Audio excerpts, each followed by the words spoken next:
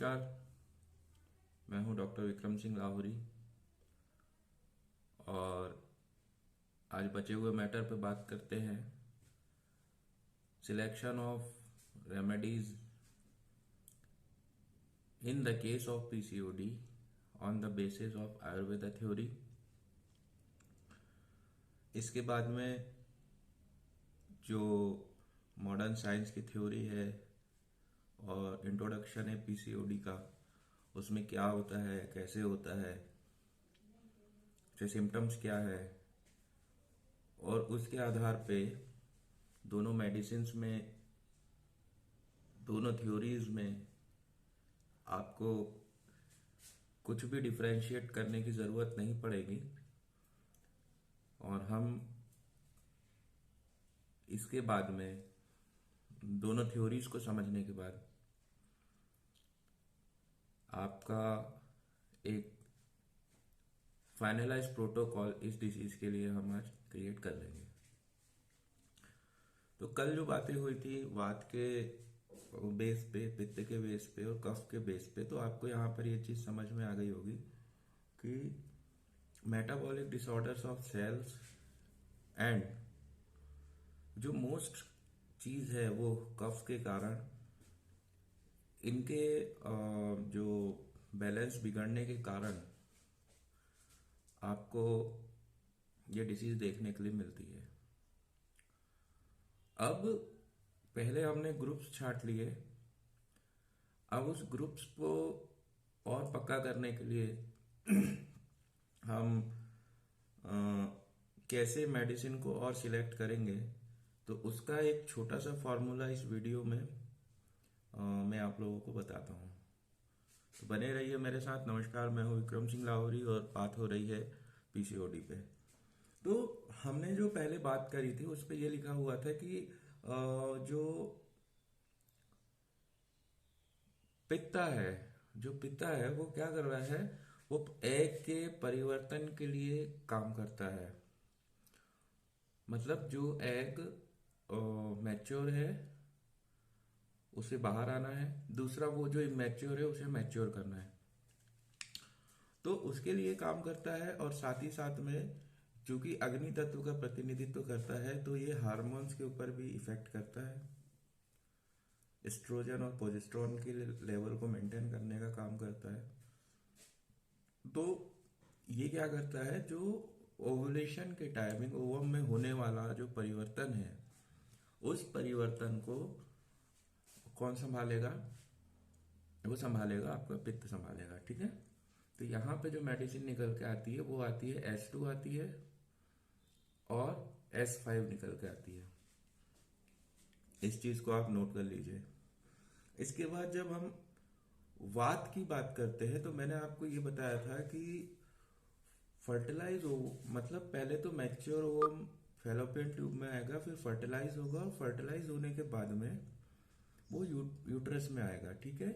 तो ये जो गति है, ये जो इसका मूवमेंट है, इस मूवमेंट को मेंटेन करने का काम वात करता है। ये भी बात क्लियर हो गई। जब वात करता है तो एफ ग्रुप में सिर्फ दो ही मेडिसिन है, F1 और F2। और बोन्स की जो बात मैंने करी थी, तो अभी बोन्स को यहां से रिलेट नहीं करना है हमको, लेकिन फिर भी कभी C4, क्योंकि कई लोग ऐसा होता है कि पीसीओडी में C4 और N1 का यूज करते हैं और उनको काफी अच्छे रिजल्ट्स मिलते हैं। तो वो रिजल्ट्स उसको मेडिसिनल प्रॉपर्टी पे तो आ ही रहे हैं, साथ ही साथ में इस थ्योरी के हिसाब से भी वो रिजल्ट आपको मिल रहे हैं। इस चीज को समझना हमें ज्यादा जरूरी है। इसके बाद में जब एम्ब्रियो का विकास होता है, जब वो बड़ा होता है, जब वो फर्स्ट डे से 9 मंथ की जर्नी को जो पूरा करता है, उसमें जितने भी डेवलपमेंट्स होते हैं वो सारे के सारे डेवलपमेंट्स को जिस चीज के ऊपर डिपेंड रहते हैं, वो डेवलपमेंट्स वो कफ है। तो संरचना के विकास और उसकी प्रोटेक्शन यानी उसकी सुरक्षा के लिए जो चीज खड़ी है आयुर्वेद में वो है कफ। और कफ के अंदर सेल्स भी आ गई, आपके म्यूकस सीरस मेम्ब्रेन्स भी आ गई और उसके डेवलपमेंट प्रोसेसेस भी आ गए। तो उसके लिए आपके पास सेल रेमेडी और टिश्यू रेमेडी, जो कि C ग्रुप और P ग्रुप में है, ये आपके पास आ जाती है। अब इसकी हमको, और जो मेनली चीज है, अगर हम सी ग्रुप की बात करते हैं तो C2 पर्टिकुलर ओवरी की रेमेडी है, तो उस पे हाईली कॉन्सेंट्रेट हमको करना है। और उसके अलावा अगर हमारे पास C2 नहीं है तो हमें परेशान भी नहीं होना है। मैंने कल के वीडियो में बताया, आज फिर से आपको बता रहा हूँ कि आप C1 का यूज कर सकते हो, C3 का यूज कर सकते हो, आप C5 का यूज कर सकते हो इस चीज के अंदर। और चूंकि सी ग्रुप की सारी मेडिसिन जो है वो कफ को मेंटेन करने का काम कर रही है, तो कभी कभी कुछ भी ना हो हमारे पास तो हम C13 का भी यहाँ पर यूज कर सकते हैं। इस पॉइंट को लिख लीजिएगा, मैं सब कुछ बताता हूँ, छुपाता कुछ भी नहीं हो। आप लोग नोट नहीं करते। सर C2 नहीं है तो अब क्या करें? तो भाई जब S2 को पहले आपको काम करना है और C2 नहीं है तो फिर S2 C2 के पीछे आप मत भागिए ना, आप S5 C5 के पास चले जाइए। आप दौड़ेंगे S2 के पीछे, C2 आपको मिलेगा नहीं, और S5 C5 की तरफ आप ध्यान देंगे नहीं, और बाद में आप बोलेंगे कि सर आपने बताया नहीं था, विक्रम सर ने बताया था, आपने नोट नहीं किया। तो अब जो फाइनलाइज, जैसे कि हम इंग्लिश के सब्जेक्ट में 10th 12th में हम क्या करते थे कि 10th 12th में हम टेंस जब पढ़ते थे या मैथमेटिक्स जब पढ़ते थे तो उसके फार्मूलाज बनते थे, सूत्र बनते थे। तो वो एक सूत्र बनाने की मैं आपको तैयारी बता देता हूँ। तो असंतुलित या बढ़े हुए कफ के कारण, कफ इट मीन्स म्यूकस, असंतुलित या बढ़े हुए कफ के कारण, और इसका जो प्रभाव होता है वो प्रभाव होता है कोल्ड एंड स्टिकी, यानी ठंडा और चिपचिपा। जो इसका प्रभाव है, इसका जो गुण है, बढ़ा हुआ कफ जब भी होगा तो वो ठंडा होगा और स्टिकी होगा, मतलब चिपचिपा होगा वो।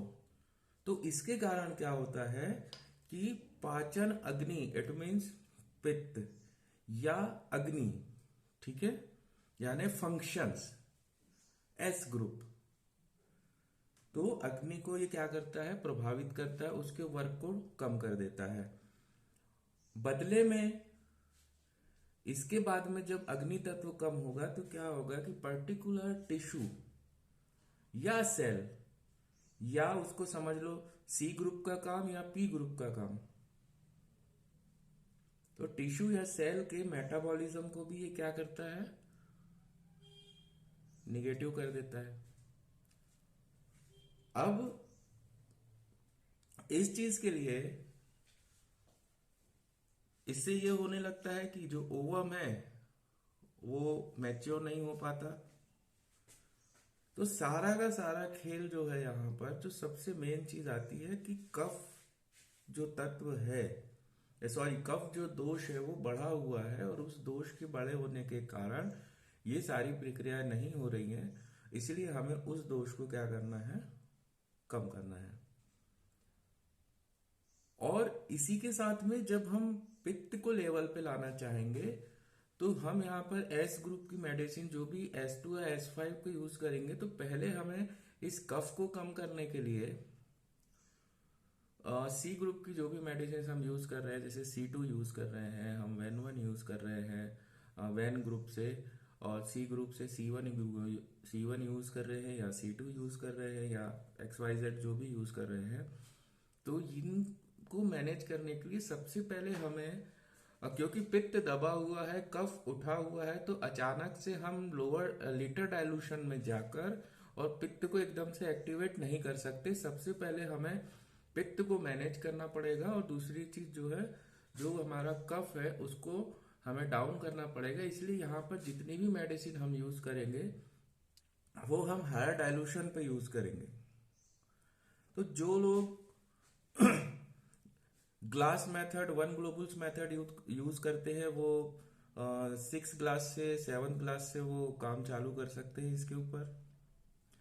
जो लोग सिन्हा साहब की थ्योरी के थ्रू काम करते हैं, पांच, जो 100 200 500 या 1000 को मानते हैं, तो वो 1000 डाइल्यूशन से यहाँ पे अपना काम कर सकते हैं।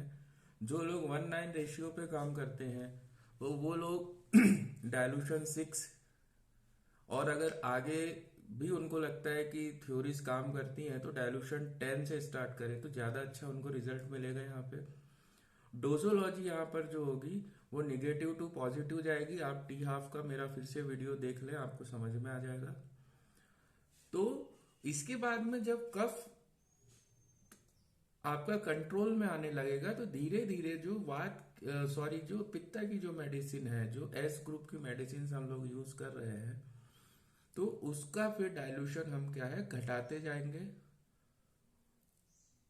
और साथ ही साथ में क्या होगा कि 1 महीने 15 दिन के ट्रीटमेंट के बाद में, 1.5 महीने 2 महीने के ट्रीटमेंट के बाद में हमें यूएसजी देखना पड़ेगा। यूएसजी देखने के बाद में हम ये डिसाइड कर पाएंगे कि डिसीज कितना कम हुआ है, और धीरे धीरे धीरे धीरे करके उन डायलूशंस को हमें क्या करना है, नीचे लाते जाना है। तो ये चीज़ है, जो लोग सिर्फ D3 में प्रैक्टिस करते हैं तो वो लोग चाहे तो ड्रॉप में यूज करें चाहे ग्लोबुल्स में यूज करें, तो वो अगर ग्लोबुल्स में यूज कर रहे हैं तो 1 ग्लोबुल्स या 2 ग्लोबुल्स को 1 कप पानी में घोल के वो पेशेंट को यूज करा सकते हैं।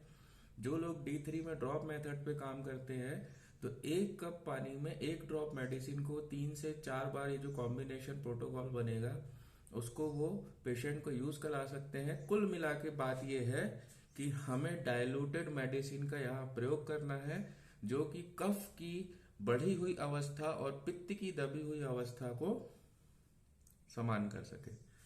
मेरा इतना बताने का मतलब ये है कि फिर एक प्रोटोकॉल के बाद में हर आदमी ये पूछता है कि सर आप किसकी थ्योरी फॉलो करते हो। मैं सबकी थ्योरी फॉलो करता हूँ।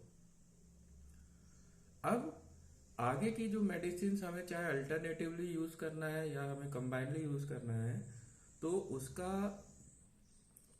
जो फिनोमिना है, उसकी जो फिलॉसफी है आयुर्वेदा की, वो ये कहती है कि पीसीओडी में जो धातुएं प्रभावित हो रही हैं वो होता है पहला रस, यानी लिम्फ एंड प्लाज्मा, ब्लड नहीं, लिम्फ एंड प्लाज्मा इसका। ठीक है, तो यहां पर आपकी मेडिसिन आ जाती है। आपको अच्छे से मालूम है लिम्फेटिक ग्रुप में सिर्फ एक ही मेडिसिन है, वो है L1। तो इसको मैनेज करने के लिए आपके पास आ गया L1। इसके बाद में दूसरी चीज आती है कि मेधा धातु। मेधा धातु का मतलब ये होता है कि जो हमारे फैट टिश्यू को मैनेज करती है, वसा ऊतक को मैनेज करती है, ओबेसिटी को मैनेज करती है, और डाइजेशन ऑफ फैट को मैनेज करती हैं, तो वो मेडिसिन हैं। तो इसमें क्या होता है, प्रभावित धातुओं में पीसीओडी में पहले रस आ गया आपके पास में, जिसमें L1 आपकी एक मेडिसिन आ गई। मेधा धातु के हिसाब से आपको या तो S2 या S5 के ऊपर काम करना पड़ेगा, और कभी कभी क्योंकि पित्त को बढ़ाना है, मेधा धातु को अगर आपको कम करना है, और आपने देखा होगा कि जो ओबेस लेडीज होती हैं उसमें पीसीओडी के चांसेस बहुत ज्यादा होते हैं। तो उन चीजों को भी मैनेज करने के लिए यहाँ पे S2 और S5 के पास जाना ही पड़ेगा आपको। और कभी कभी पित्त को बैलेंस करने के लिए और डाइजेस्टिव प्रोसेस को बढ़ाने के लिए आपको S10 और C10 का वो कंडीशनल यूज होगा। लेकिन अभी सिर्फ पीसीओडी की बात कर रहे हैं, तो यहाँ पे S2 और S5 के ऊपर हमारा फोकस ज्यादा रहेगा। और इसके बाद में आती है अर्तव धातु, जो महिला प्रजनन प्रणाली, इट मीन्स क्या होता है, फीमेल जेनाइटल सिस्टम और फीमेल जेनाइटल प्रोसेस, ये धातु प्रभावित होती है। क्योंकि इससे पीसीओडी के कारण आप देख रहे हैं कि उसको एमनोरिक कंडीशन भी हो सकती है, डिस्मिनोरिया भी आ सकता है, और साथ ही साथ में इनफर्टिलिटी भी आती है।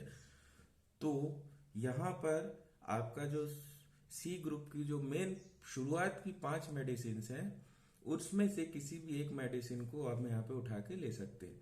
तो मोटा मोटी तौर पे अगर हम इस वीडियो की बात करें तो मैं आप लोगों को ये बताना चाह रहा हूँ कि ये फॉर्मूलेज हमारे पास आ चुके हैं।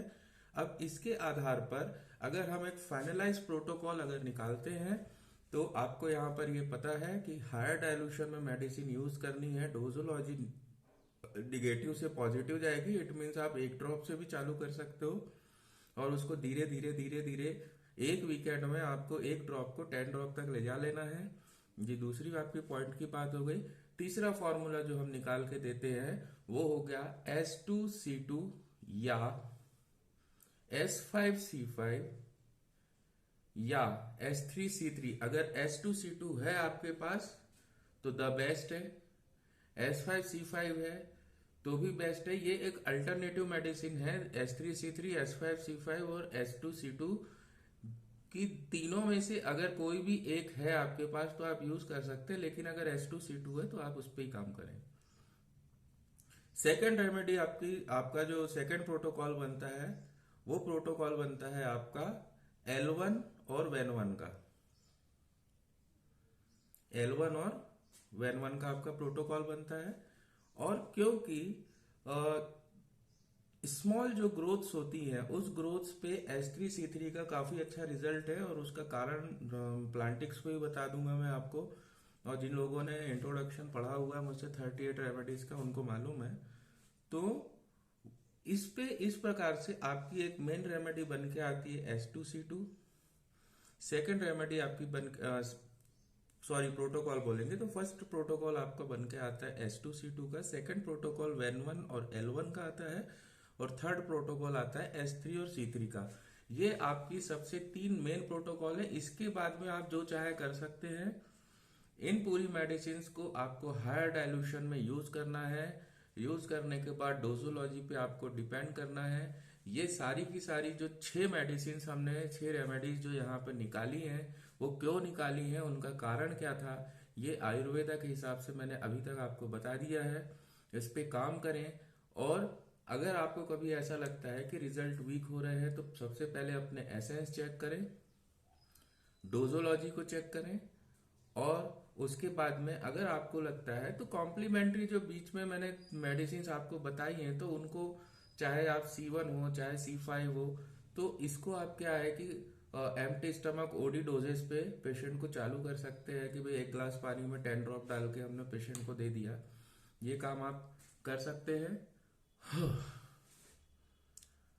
सब कुछ बता दिया मैंने।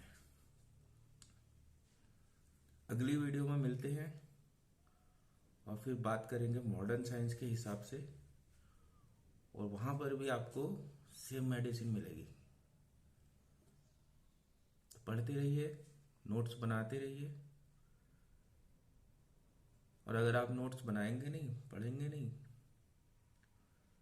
आप ट्रीटमेंट करने जाएंगे PCOD का, पेशेंट को हो जाएगा कॉन्स्टिपेशन। H3C3 1 ml में दीजिएगा तो कॉन्स्टिपेशन तो हो गई ना।